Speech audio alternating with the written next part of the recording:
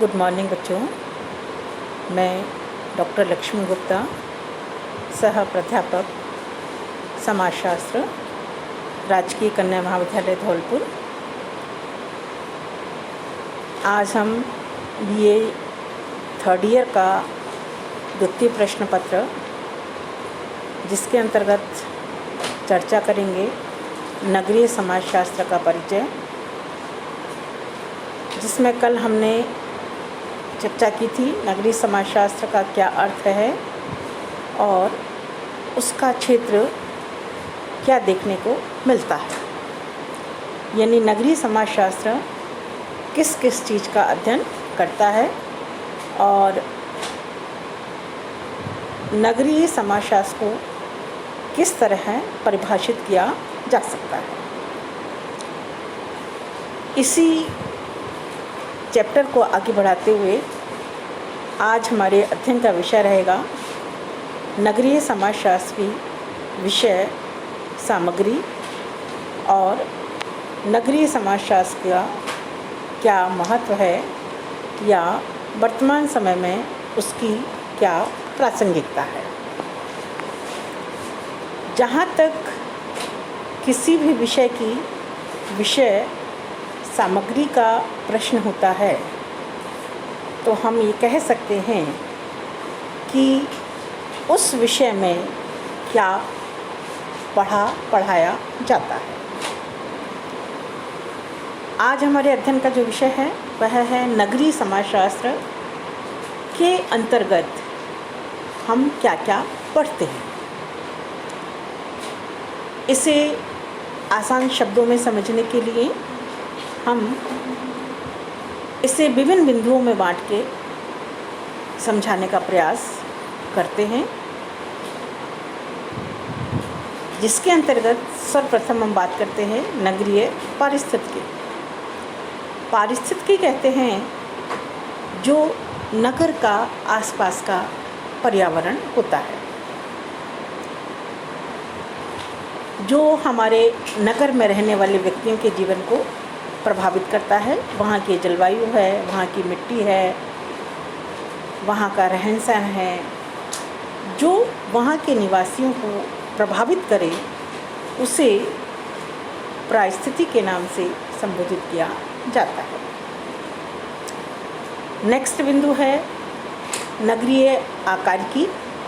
आकारिकी से तात्पर्य यानी नगर का आकार क्या है, क्या बहुत विशाल है, महानगर है, नगर है, कस्बा है, कि अगर महानगर है तो वहाँ की आकार बहुत बड़ा है, क्षेत्रफल बहुत बड़ा भी हो सकता है, वहाँ जनघनत्व ज़्यादा देखने को मिलेगा, शिक्षा का प्रचार प्रसार उतना ही ज़्यादा देखने को मिलेगा, स्वास्थ्य संबंधी सेवाएं उपलब्ध होती हैं, चिकित्सा स्वास्थ्य, वहाँ पर इस चीज़ का हमें विकास अधिक मात्रा में देखने को मिलेगा। नगरीय मनोविज्ञान। मनोविज्ञान कहा जाता है मानसिक स्थिति। नगर में जो लोग रहते हैं उनकी मानसिक स्थिति ग्रामीण व्यक्तियों की तुलना कुछ अलग प्रकार की देखने को मिलती है। तो नगरीय समाजशास्त्र मानव के मनोविज्ञान का भी अध्ययन करता है। नगरीय संस्थाएं। शिक्षण संस्थाएं, आर्थिक संस्थाएं, सामाजिक संस्थाएं, अनेक प्रकार की संस्थाएं हमारे देश में देखने को मिलती हैं, जो हमें ये बताती हैं उस क्षेत्र में निवास करने वाले व्यक्ति प्रमुख तौर पर किन किन चीज़ों से जुड़े हुए हैं। नगरीय प्रक्रियाएं जैसे मैंने बताया कि प्रक्रियाएं दो प्रकार की होती हैं, एक सहयोगी प्रक्रिया और दूसरी असहयोगी प्रक्रिया। सहयोगी प्रक्रिया में सहयोग, प्रतिकूलता आदि देखने को मिलते हैं और असहयोगी प्रक्रिया के अंतर्गत संघर्ष, प्रतिकूलता आदि प्रमुख बातें देखने को मिलेंगी। नेक्स्ट बताती है नगरीय व्याधिकी।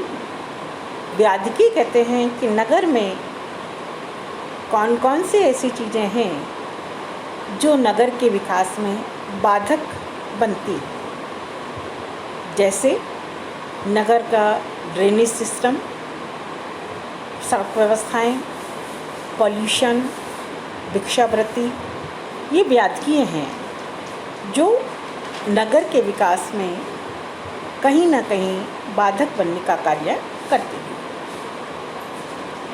लास्ट की अगर हम बात करते हैं तो हमें कह सकते हैं कि नगरीय पुनर्निर्माण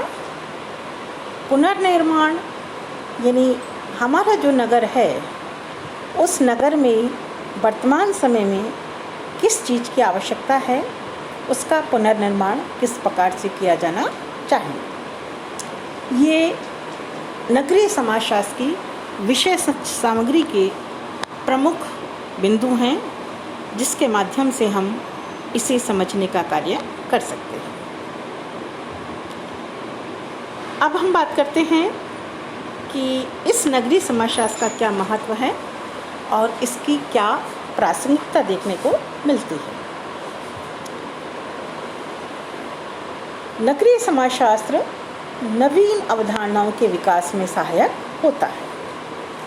यानी जब कोई भी विज्ञान विकास करता है तो वो नई नई अवधारणाओं का निर्माण करता है जिससे उस विज्ञान का विकास होता है और उस विज्ञान को समझने में वह काफ़ी मदद करता है।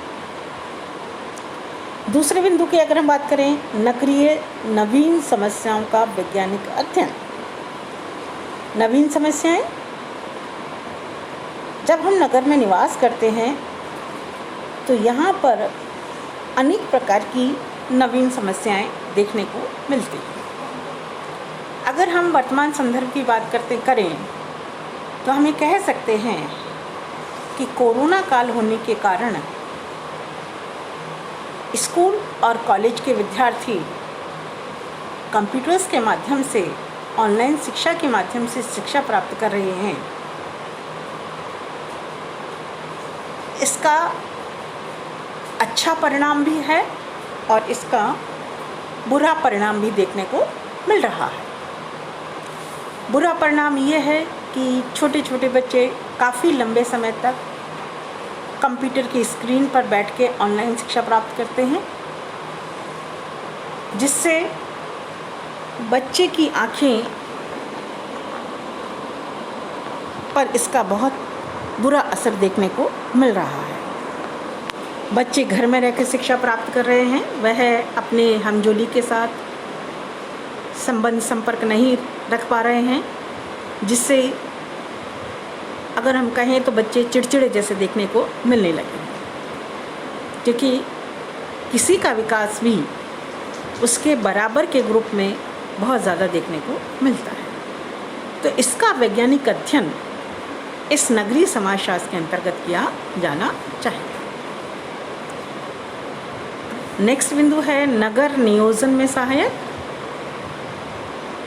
नगर नियोजन यानी नगर का प्लान किस तरह से करना चाहिए, यानी कहाँ पर मकान होने चाहिए, कहाँ पर उद्योग धंधे होने चाहिए, कहाँ से सड़क बननी चाहिए, कैसे ड्रेनेज की व्यवस्था होनी चाहिए, कहाँ पर प्राथमिक सुविधाएं दी जानी चाहिए।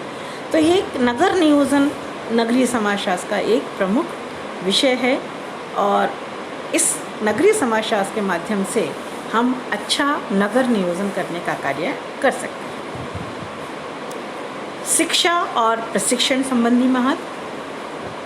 ये बिल्कुल सच बात है कि शिक्षा के विभिन्न संस्थाएं यहाँ पर हमें देखने को मिलती हैं और सभी प्रकार का प्रशिक्षण यहाँ पर दिया जाता है, जिससे कि व्यक्ति प्रायोगिक कार्य सीख कर अपने व्यक्तित्व का विकास करने का कार्य करता है, जिसको हम कहते हैं कौशल विकास। कौशल विकास के माध्यम से हम बहुत सारी नई नई चीज़ों को जानने का कार्य कर सकते हैं। नगरीय प्रक्रियाओं का ज्ञान कि नगर में कौन कौन सी प्रक्रियाएं हैं, इसकी हमें जानकारी प्राप्त होती है। आधुनिकीकरण यानी वर्तमान संदर्भ में जो जो नया कंसेप्ट है उसका हमें ज्ञान प्राप्त होता है और वह हमारे नगर के विकास में किस तरह सहायक हो सकता है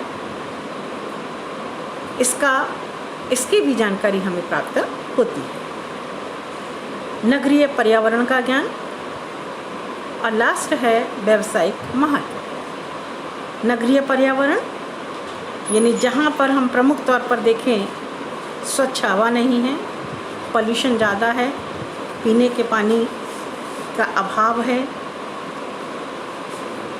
या स्वच्छ पानी हमें प्राप्त नहीं हो पा रहा है। ये बहुत सारी चीज़ें जो कि हमें इस क्षेत्र में देखने को मिलेंगी। लास्ट है व्यावसायिक महत्व। जब हम नगरीय समाजशास्त्र का अध्ययन कर लेंगे तो हमें पता चलेगा कि हमें किस प्रकार के व्यवसाय की आवश्यकता है, हमें जिससे कि नगर का और विकास किया जा सके, व्यक्तियों का विकास किया जा सके। तो नगरीय समाजशास्त्र का समाज के विकास के लिए, व्यक्ति के विकास के लिए, परिवार के विकास के लिए, योजनाओं के निर्माण में, योजनाओं के क्रियान्वयन में बहुत अधिक महत्व देखने को मिलता है। इस कारण ही इस विज्ञान की एक नवीन शाखा वर्तमान संदर्भ में देखने को मिली है। थैंक यू बच्चों।